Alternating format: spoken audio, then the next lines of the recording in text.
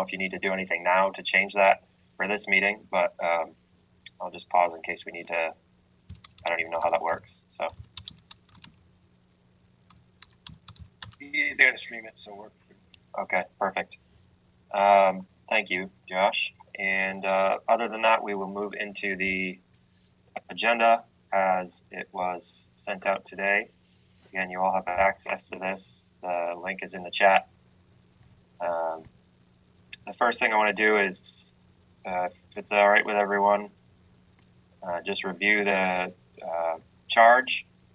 We discussed some changes to the initial draft, so you can find the revised version based on the comments from last time we met. You can find the revised version linked here in the agenda. I also sent it out in that email from earlier today. And if you can tell from the rest of the agenda, I've kind of looked at it in chunks. So the first 3 paragraphs of the charge are all kind of related to communication, whether internal or to the district or external to the broader outside of school community. So I just want to make sure everybody is okay with the changes, both in terms of substance and the language here. There are some pretty substantial changes from the original draft, but they were all just based on the suggestions from last week or whenever we met last, a while ago now, that we all discussed. So if people want to take a look at that, if anybody has any comments or questions.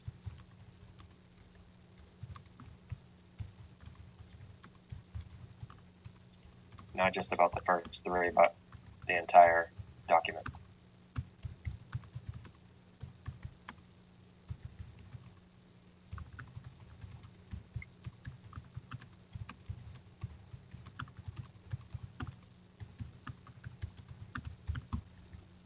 looks good to me.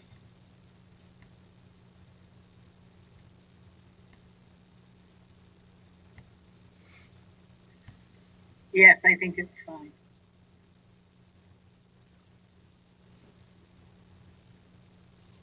Okay. I've waited my customary 10 seconds of awkward silence, so forever hold your peace, or also feel free to jump in if you have an issue. I don't think it's a set in stone sort of thing. But I do think this will be a great foundation for us to start from, so we can kind of guide what we're working on.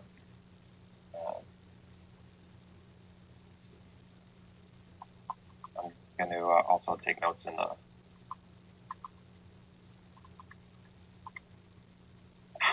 the doc. And like I said, this is going to be a running notes document, so we'll just have a record of all of the discussions, and I'm going to keep it all together.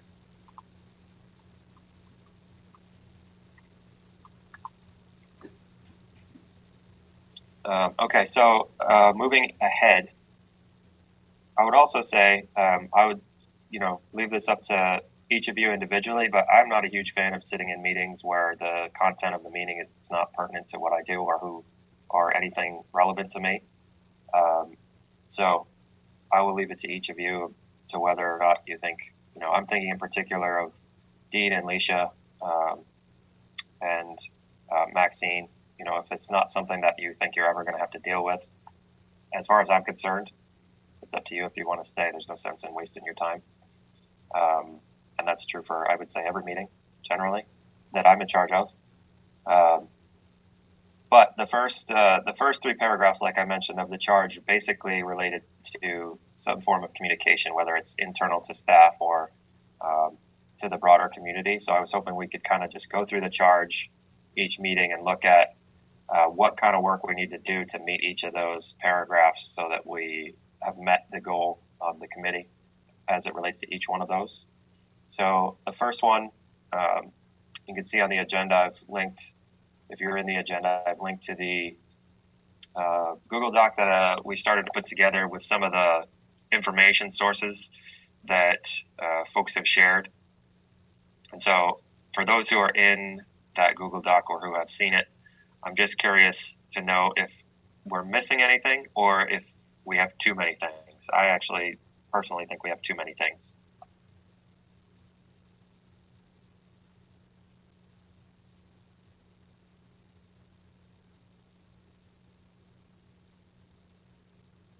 I'm specifically, if you look at the first paragraph, is what I'm thinking of, the first paragraph of the charge, which is basically focused on gathering materials for use in training staff in methods to ensure safety and mitigate spread of the disease.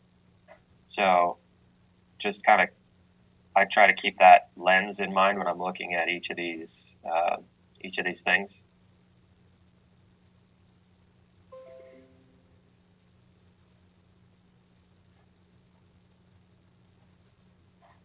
I would like to pipe in, but I'm desperately trying to find what we're working from.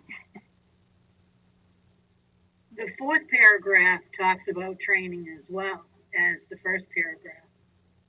Okay. First, Mark, you're actually in the document.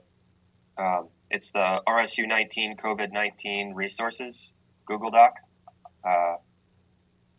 Looks like you're idle, so you may have it on a tab that you haven't looked at, but let me also get my computer to work. Put that in the chat as well. Put a new link. So the link that I just put in the chat will get you to the document that lists out the resources that folks have shared over the, this was a couple weeks ago. And then Robin, sorry, you said the fourth paragraph is training as well. Sure. Right. Yep.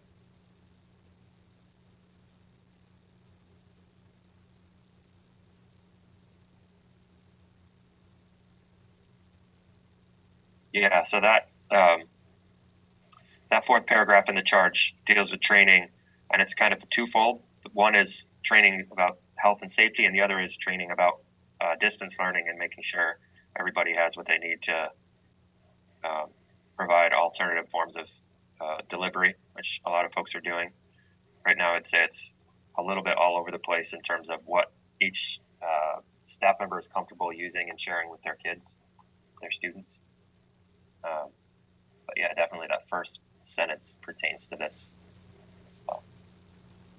Yeah, the first three are all about communication and what information we're pulling together. And then the rest of it seems to be what we're doing with that information. Yeah, I would agree with that.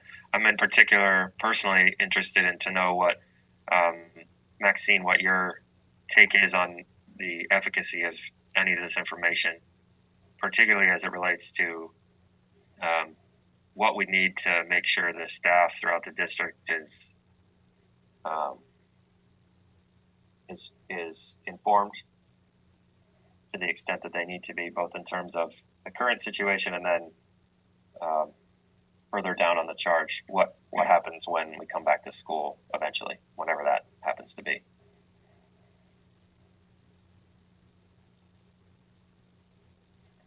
I can tell you from the experience we've had just this week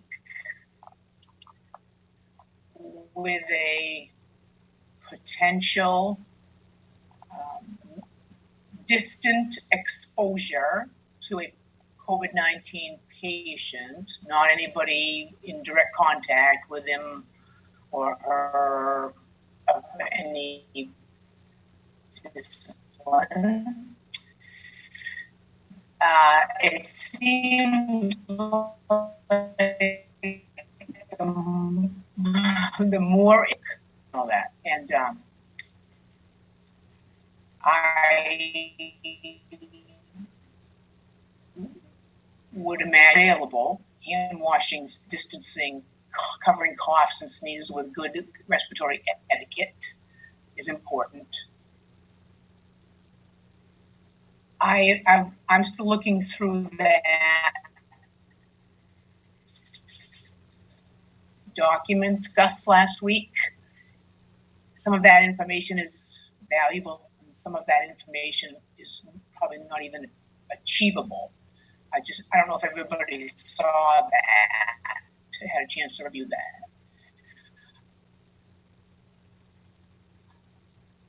that. I'm still on the fence about how much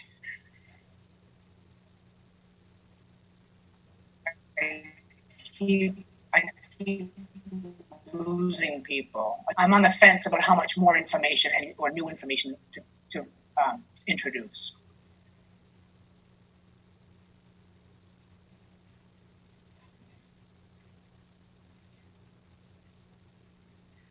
Ryan, you're muted. Awesome. At least once a day. Yeah.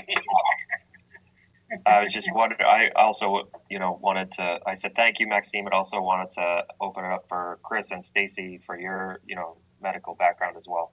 Just curious to know, as you look at these, what are good sources of information, particularly as it pertains to what the district might need to train staff to keep themselves safe, to keep their kiddos safe?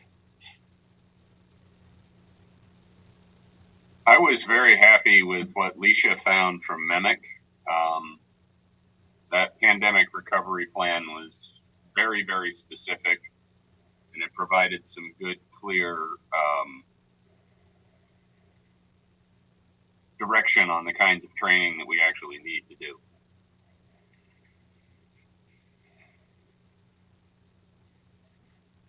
Thank you, Leisha. I agree. I thought it was a great document. That's why I sent it. It was a good document.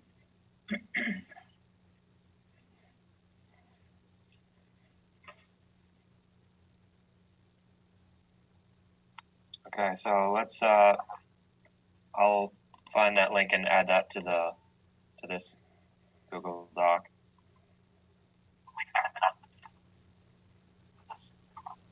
Could I pipe that? I'm having a hard time getting the documents up in a way that I can look at it, but I think the question concerns training of staff as it pertains to our charge. And I think that the documents that Leisha shared are a good platform for me to make a point, which is that I think that they kind of really demonstrated the framework of the type of systems that institutions are going to need to have in place. For instance, our schools, when it comes time to open, say in the fall. But like when I started reading those documents, I believe the first set of documents that were shared, when I got down to the end of the first paragraph, I read a sentence, and if I could get it up, I could repeat it to you verbatim. But it said that you are much more likely to get sick from contact with surfaces that have been cross-contaminated than you are to get sick from someone else. And I thought to myself, geez, that's brand new news. I hadn't heard that yet. And so I instantly just Googled the CDC to see if they had changed their guidance that they give on that. And of course, on the CDC website, it said, and if I could get this up in front of me, I'd read it verbatim. It said that, COVID-19 is primarily spread from person-to-person contact, and that at this point, not much is known about the possibility of getting it from surfaces. And so what that made me realize was that information that was being provided from MEMIC was still being derived from older sources. And that if you were to hand that sheet out as an informational sheet to someone to read, and they were to get to the end of the first paragraph, they would either have to have some knowledge that would let them realize that this was not true, or they would be very misled. So my only point there is that one of the challenges that we have in setting about behind this charge is making sure that the information that we're using and providing is the most up-to-date, accurate information that's actually coming from the CDC or other public health sources, and that you have to be careful about using some of the historic documents that are out there because of the possibility that they're just not updated in this current pandemic that we're in. Go ahead, Leisha. I agree with that, Mark. I think I still believe that we're not going to be able to put anything to paper in a form that you can distribute until this is over, because I think we're learning everything, you know, day by day and week by week and going through it. And I think you're exactly right. I think that document, it could only be a week old, who knows, or 2 weeks old. I think by the end of this, that document would change.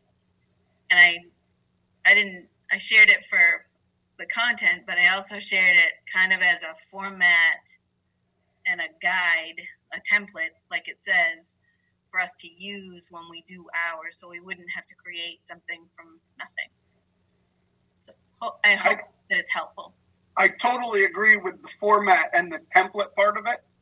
And all I'm pointing out is that we actually have a big challenge of making sure as a manager, you're trying to assemble all of the information that you need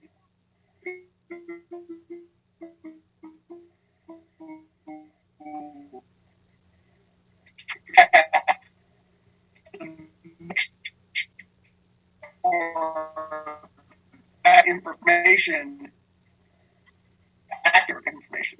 And so I'm just saying that they're going to do that. All right. Great. At the beginning, of the section, I stated that I think there's too much, and to me, it seems like the format of the memic document, being one of the reasons why Alicia shared it, is great. But in terms of the most up-to-date, accurate information, my personal opinion is that all we need is the US CDC. I agree. I mean, you could do Maine CDC, but that is, that's where they're getting their information too. So I feel like this document could just be one line. Ryan, I was getting out of work. That's why I didn't pipe in earlier, but I agree with you as far as the document goes. And as far as getting it from other people versus surfaces, Leisha, the document you produced was awesome. I thought it was very informational, so thank you so much for that. In Maine, we're lucky right now. We don't have a lot of the community transmission like they do in other states, and so I think we're doing a good job in our state overall. And just keeping that in mind in the back of our, kind of in our forethought here, just to make sure that in Maine, yes, we're doing a great job, and we don't see the community transmission as much. But it is a real thing, and it can happen with this virus. So it is good just to kind of keep that in the back of your mind. But as far as the document goes, I thought it was great, and I agree, Ryan. If we keep it just to, the CDC in general, they're going to offer some great guidance on that. I think the way I was looking at this, you had broken it out into medical, which would be CDC, and then the other ones there that I saw that we could really use would be the school education, school nutrition, possibly school budget, from the point of view of what this kind of situation does to our budget, good or bad.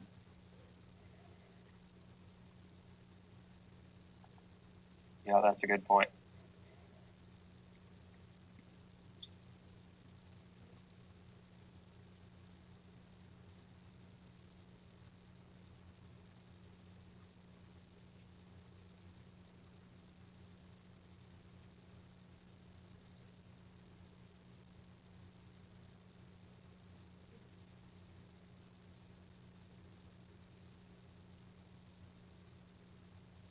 Okay, so maybe I could get like a thumbs up or a thumbs down. So if you think that in terms of medical information that the district should be using just the CDC, US CDC is fine for guidance, thumbs up. And if you don't, thumbs down. Okay, and then Thumbs want to up. give, okay, and how about Stacy? Well, you just Thumbs said- up for me. Yep. Okay, great. All right, thanks. So, yeah, Mark, go ahead. I was going to say the caveat I would give with that is sometimes they're a little simplistic, and it can be useful to draw on other sources to further develop the simplistic advice that they're giving.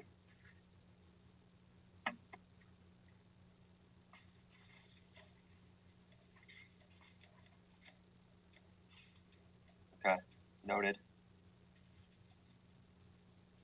I think for the purposes of this document, everyone agreed that it's at least a baseline. So I'm gonna get rid of Maine EMS and Johns Hopkins from this, at least for the purposes of the medical section.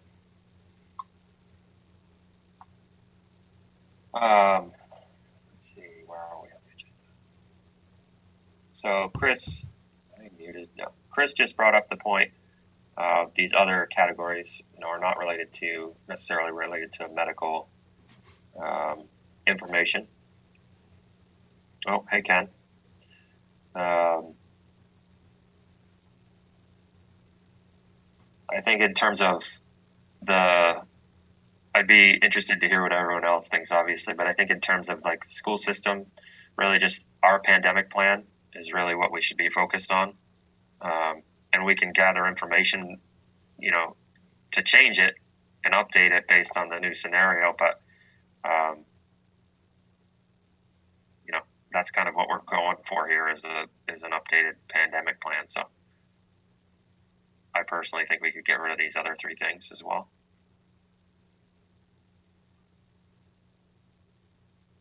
We got one thumbs up from Chris.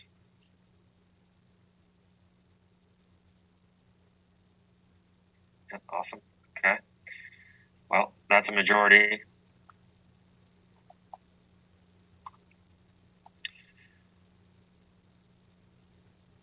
Are you referring to Johns Hopkins still? Is that have you moved on to something else and I missed it? Yeah, we're talking about the next section down on the resources doc. Just figuring out what sort of document we would need to be working on from a district system-wide perspective. Okay. I lose the sound every once in a while, and I have to try to catch up. Yeah, I think we all lose your sound every once in a while too. That might be beneficial. Glorious rural broadband. Right, exactly. I know that if my internet slows down, I generally have to go upstairs and yell at Martin to get off YouTube. He's watching basketball videos. Or Fortnite. We don't let them play Fortnite. No, you better not. I will definitely be yelling if that's the case.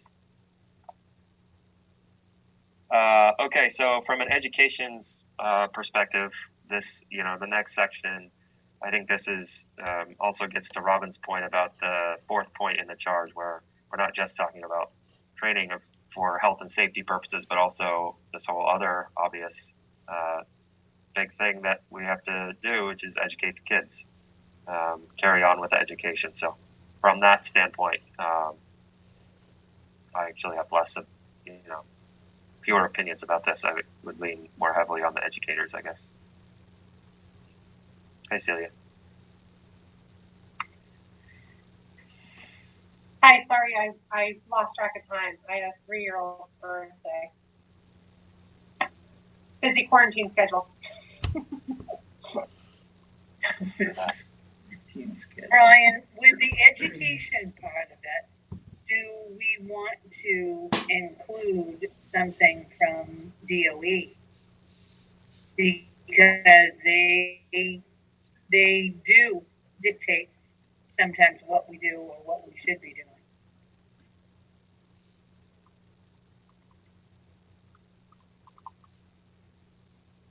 Yeah, I mean, that's on the resource doc. That's the DOE is really the only one that's there. I don't know if I thought you removed that too. I'm sorry. No, that's the only one that's under that heading.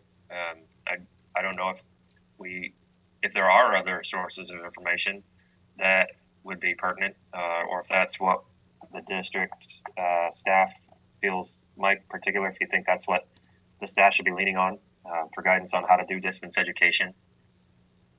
I'm particularly also thinking further ahead to when we come back to school and kids are in classrooms. I don't think education is going to look the same for quite some time, particularly around adjustment and behavior and things like that. I don't know that the DOE has put out any guidance on that. I think they're still in reaction mode to the current situation. But long term, I do think that I think there are going to be some pretty serious ramifications that particularly play out in behavior even from kids that have never had that problem. I did have a question or a thought today about if and when we come back in September, are we still going to have to be socially distancing kids from other kids? Because we might be able to do that. We might be able to do that in the elementary school, but we surely aren't going to be able to do it in the middle and high school with 1,200 kids. It's going to be a real high problem. Right. Right. Yeah. Ryan, I missed what ahead, she Stacey. said. I'm sorry, Robin. I missed a bulk of what you said. What was the first piece? I got the very end. I said that I happen to think today that if we come back to school in September, August, September, October, are we still going to be expected to have kids socially distancing themselves from others? And if that is expected, we might be able to do that in the elementary schools because you have, 15 to 20 kids in a classroom that you can spread out. But at the middle and high school level, there's 1,200 kids or more in that building, and that's going to be very difficult to expect that to work. And as Dean said, buses are the same thing. I think that's a really valid point. I think if you look at, we actually are going to have to tackle that as a committee. The third to last paragraph, I think personally, I read that as that's all about figuring out what we do when school is back in session. And that's one of those things I was thinking last time we discussed. Potentially, there are 3 scenarios for what next fall is going to look like. Either everything's back to normal, we're still in lockdown mode, or we're somewhere in between and it fluctuates back and forth. And so I think, personally, I think that third to last paragraph is figuring out a plan for each of those scenarios. I think if you listen to the, like Dr. Fauci and the health experts at the top level, they're basically saying this is going to be with us. Social distancing in particular is going to be with us through the summer.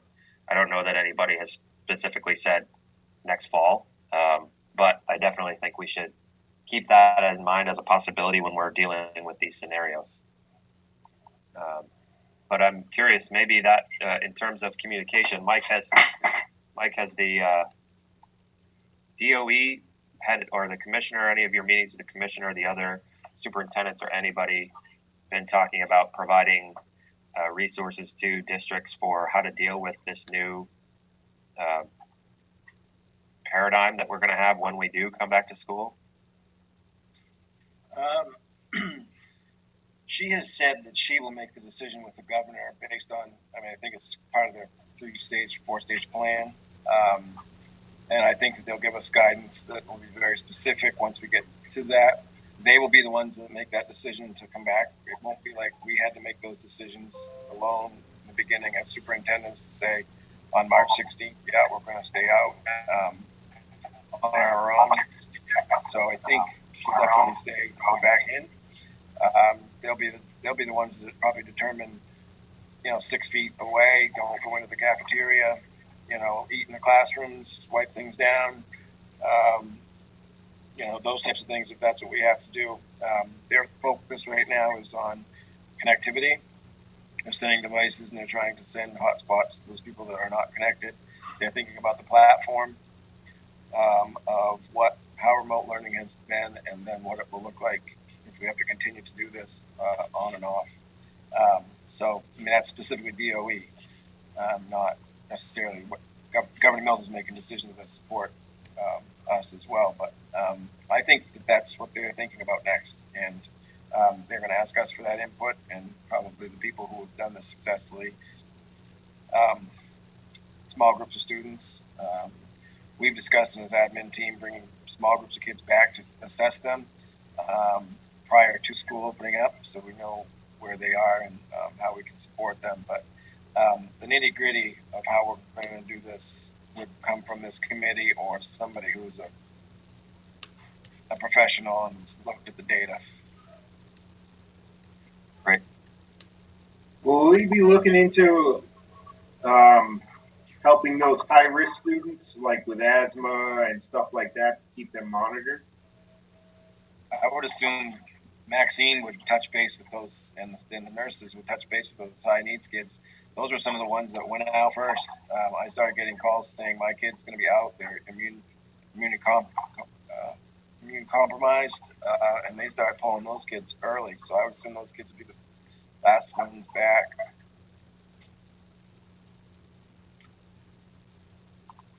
Thanks, Mike.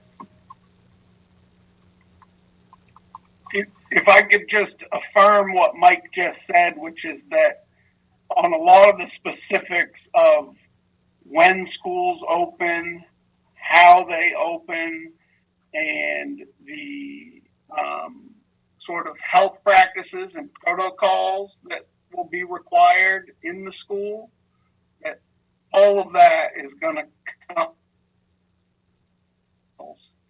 And that, in my opinion, what's most important is that as a district, we sort of have the basic understanding to be able to understand and implement those protocols as well as possible, and they're given to us.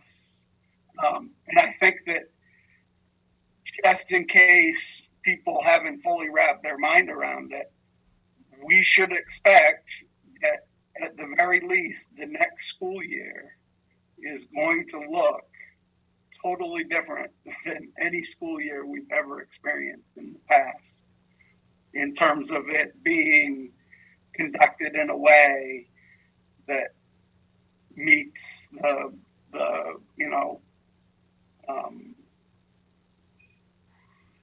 for lack of a better word, social and physical distancing requirements that are going to need to be in place.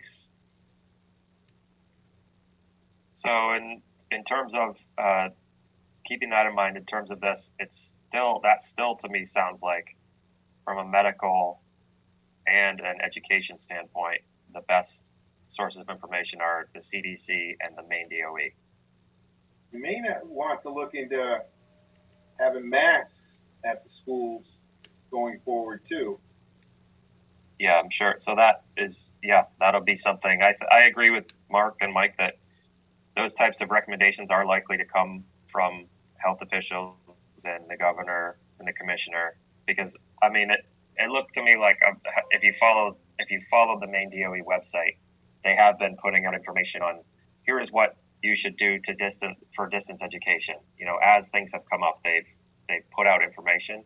I expect that when the time comes for kiddos to be returning to school and riding the bus and eating school lunch in a central place, they will come out with either go see the CDC or here's what we recommend for how to accomplish all these things. It may be everyone should have a mask on at all times. It may be buses no longer work. We have to have like 10 kids on a bus maximum. Who knows? But I do think that the guidance will come from people much better informed than me. So in terms of these documents, everyone okay with moving on from education? We'll just keep DOE. Sure. Thumbs down if you're opposed to that. Awesome. Okay. The next heading is school nutrition.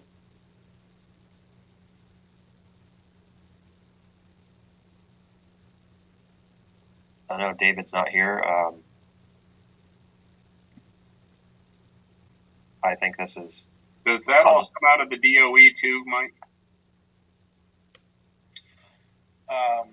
How we're doing nutrition right now, or through the pandemic, or just the nutritional requirements in general? I could. I don't think I've heard a lot from Walter Beasley, other than he's helping support us in terms of backing off on requirements so that we can actually feed kids and jump into summer food production, and those types of things. And then the social distancing and trying to do it correctly with 26 people trying to put the meals together is on us as a district. That answers your question? I'll jump in here and say, I do have a little bit of background in this. This is kind of what I do for work. And the rules for feeding come from the USDA. So every state has an agency that oversees the funding, and they basically implement the rules that come from USDA. And in Maine, it's the Department of Education, Child Nutrition Services. That's which Walter Beasley is in charge of. And I don't think that the USDA is going to have any input whatsoever in how to keep people safe in a cafeteria. That's going to come from CDC. USDA is really concerned with the money. How do we pay for all these school lunches? And how do we get the commodities from the farmers to the schools?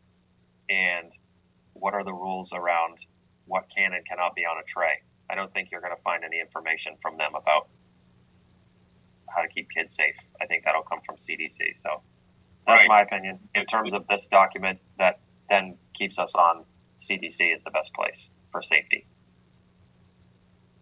Right, but the question is actually about nutrition, which is set by the USDA. Right. So yeah, I think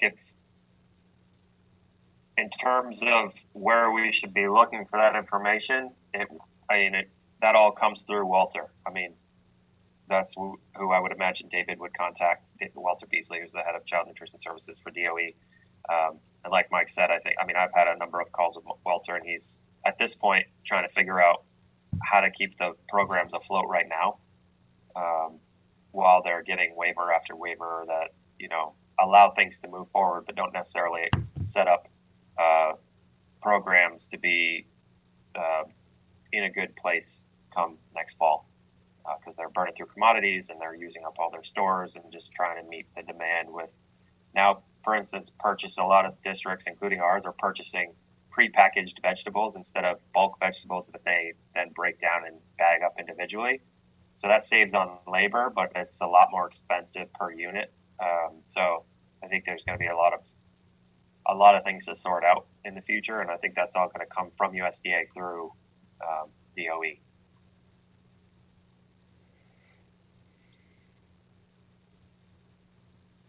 So let's see. I just want to make sure. Go ahead. Those funds come from the summer food program, I understand. So are we going to have a summer food program as well? That's a totally separate.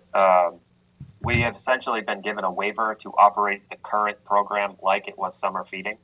Summer feeding is a totally separate program that every site has to apply for, and we do every year.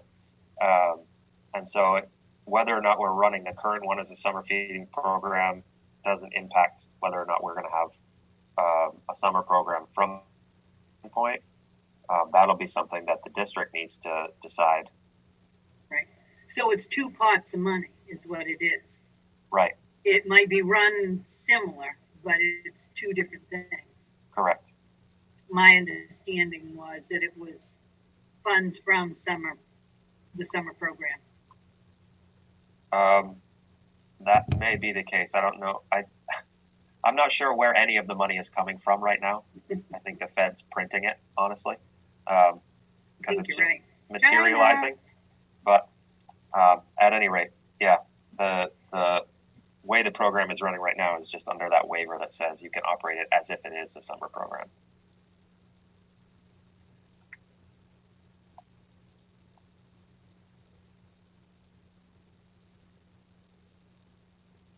Sorry, too many tabs open.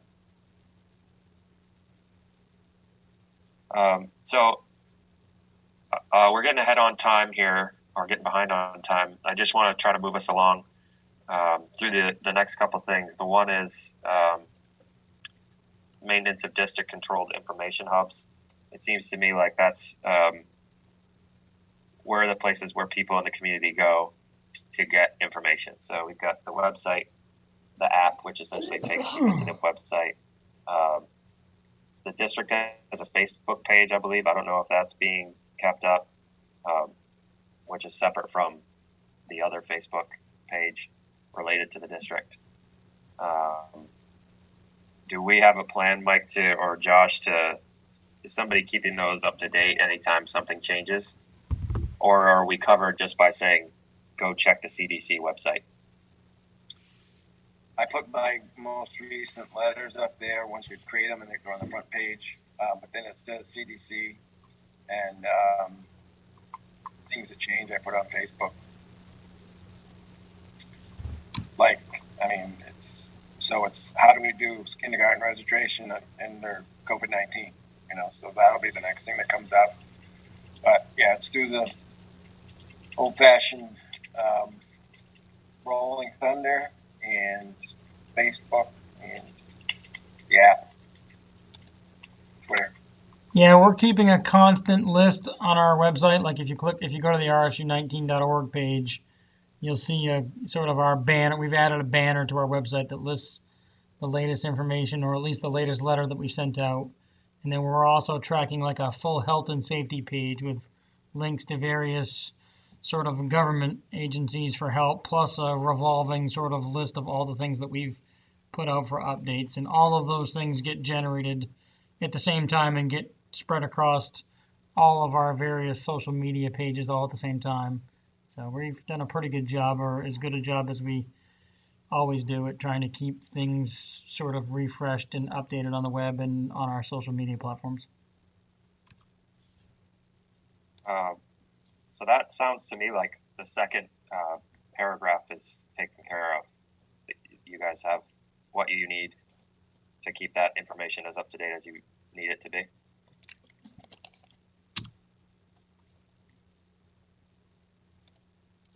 Yes, we have pretty good tools now at our disposal. Okay, great. And there are no, I certainly haven't heard anything, but has there been any complaints of lack of information from parents or caregivers? No, none whatsoever. Okay, Yeah, nothing, obviously the general complaints about the who's and how's and why's, but not the timing of the delivery or the depth of our delivery mechanisms. So we pretty much can send out the same information all the time the way we cancel school, so we have a pretty good system now. So. Okay, cool. So we could certainly revisit that if we need to, but I personally think that's checked off as long as Mike and Josh and the administration have what they need to keep that information up to date. It should be fine.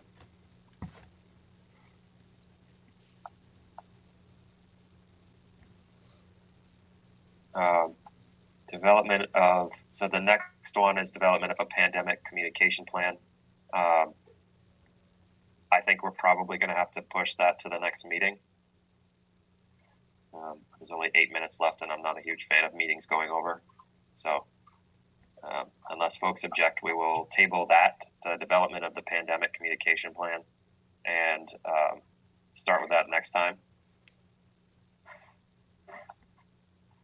Cool. In the meantime, do folks I know it worked out well to have the meeting tonight, but it wasn't like we're going to have it on a regular Wednesday night. So do folks have a preference on another night that would work next week or the week after? I can also, if it's not efficient to do this over the Zoom, we can, I'll send out a doodle poll and people can just choose the ones they like. That's my preference. I don't like doing calendar stuff on a meeting. If people are okay with that, thumbs up and I'll take care of it. Okay, great. You were asking about days or nights for meetings. Wednesday works the best for me. Okay, great.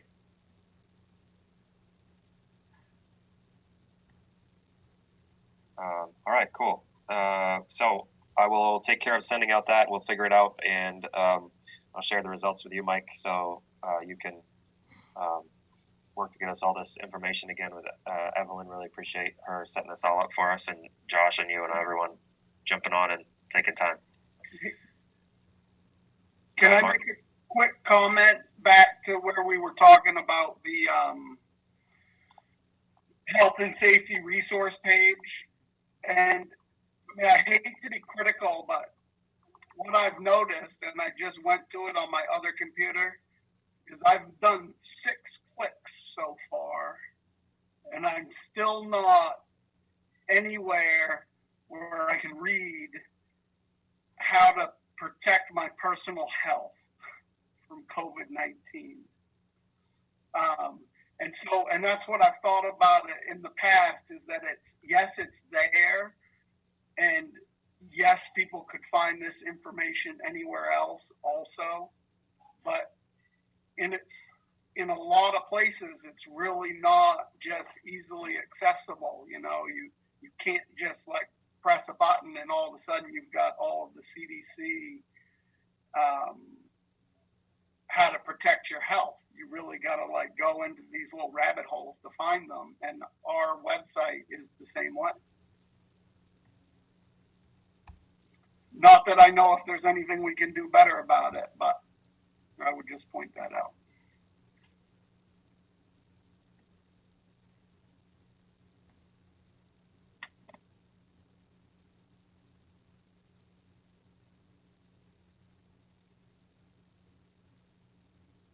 I'll talk to Josh about that tomorrow and see if we can, which clicks you can eliminate, move to the front.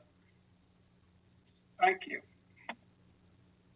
All right, great. I will, like I said, get that poll out so we can find a date for the next meeting, date and time, and share the results with Mike. And other than that, hope folks have a good rest of the evening and enjoy what's left of the sunlight. On a quick note, we delivered 6,600 meals today. Good God. That's Go. amazing. Woo-hoo!